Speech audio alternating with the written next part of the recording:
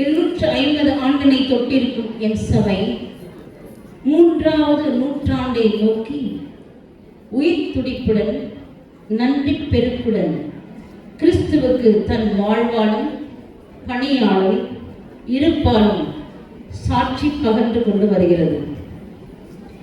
இந்த 250 ஆண்டுகளில் என் சகோதரிகளின் அர்ப்பணிப்பு, தன்னல மறுப்பு, கடின உழைப்பு, இறை மறை பக்தி, கரைப்படியா எளிய உள்ளம், எளிய வாழ்வு, வளர்ச்சி இவற்றை எண்ணும்போது என் உள்ளம் பேருவகை கொள்கின்றது. இறைவனின் அபரிவிதமான பராமரிப்பை நினைக்கையில் கரங்கள் குவிகின்றன, இமைகள் நனைகின்றன. பேச்சற்று மெய்சிலித்து நிற்கின்றேன். என் நிறுவனர் தந்தை இறை ஊழியர் மைக்கேல் அன்சால்டோ என் சபையை தோற்றுவிப்பதற்கான இந்த புதுச்சேரி மண்ணில் அடிப்படை காரணமாய் அமைந்தது சமூகத்தின் பல்வேறு விதமான அடக்குமுறைகள், சாதிய வேறுபாடு, உயர்ந்தவன் தாழ்ந்தவன் என்ற பிரிவினைகள், தாழ்த்தப்பட்டோர் என தலித் மக்களை தீண்டத்தகாதோர் என முத்திரையிட்டு ஒதுக்கி வைத்தது, இளம் விதவைகள், பெண் குழந்தைகள் மிக கேவலமாக நடத்தப்பட்ட நிலை, பெண்களுக்கு கல்வி மறுப்பு, பெண்கள் பாலியல் வன்கொடுமைக்கு ஆளான நிலை, பெற்றோர் இழந்த குழந்தைகள் அனாதைகளாக்கப்பட்டு தெரு ஓரங்களில் அபலைகளால் திரிந்த நிலை.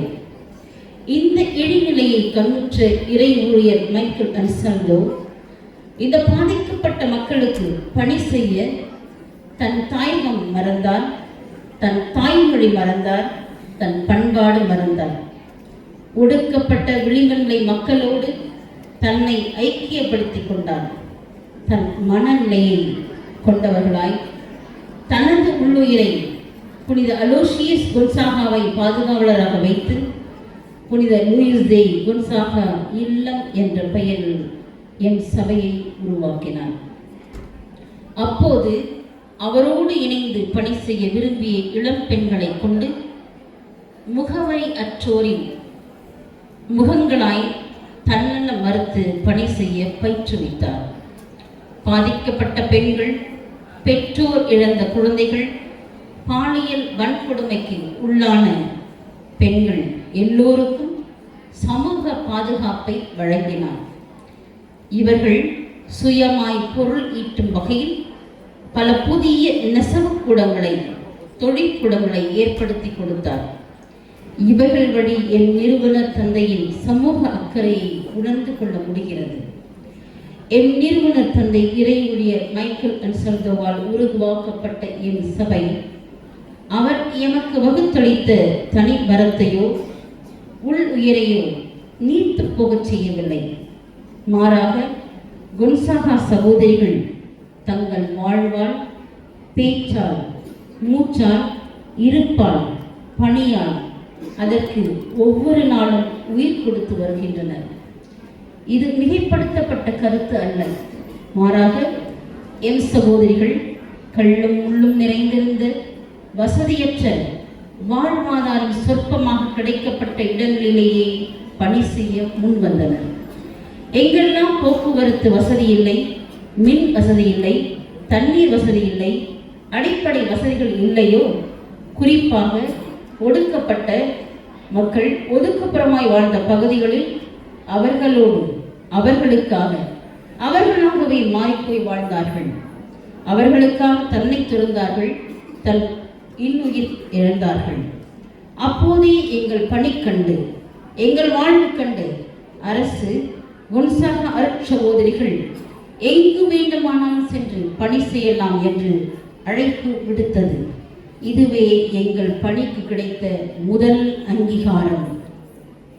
இன்றைக்கு எங்கள் கொன்சாகா பெரும் குடும்பம் இந்தியாவில் தமிழகம், புதுச்சேரி, ஆந்திரம், கர்நாடகம், வட மாநிலம் என பல்வேறு இடங்களிலும், ஐரோப்பாவில் இத்தாலி, ஜெர்மனி, ஆஸ்திரியா, இஸ்ரேல் என பல இடங்களில் தன் கிளை பரப்பி எம் நிறுவன தந்தையின் உள்ளுயிருக்கு உயிர்ப்பு அளித்து வருகிறது.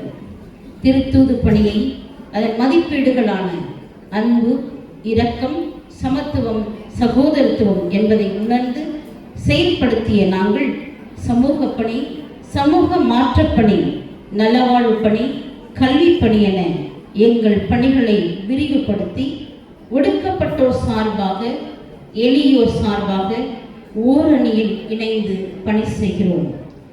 ஏழையருக்கு நற்செய்தி அறிவிக்கவும், சிறைப்பட்டோர் விடுதலை அடைவர், பார்வையற்றோர் பார்வை பெறுவர் என முழக்கமிடவும், ஒடுக்கப்பட்டோரை விடுதலை செய்து அனுப்பவும், ஆண்டவர் அருள் தரும் ஆண்டினை முழக்கமிட்டு அறிவிக்க அனுப்பப்பட்டுள்ளோம் என்பதை எம் சகோதரிகள் தங்களது தாரகை மந்திரமாக கொண்டு செயலாற்றுகின்றனர் என்பது உண்மை.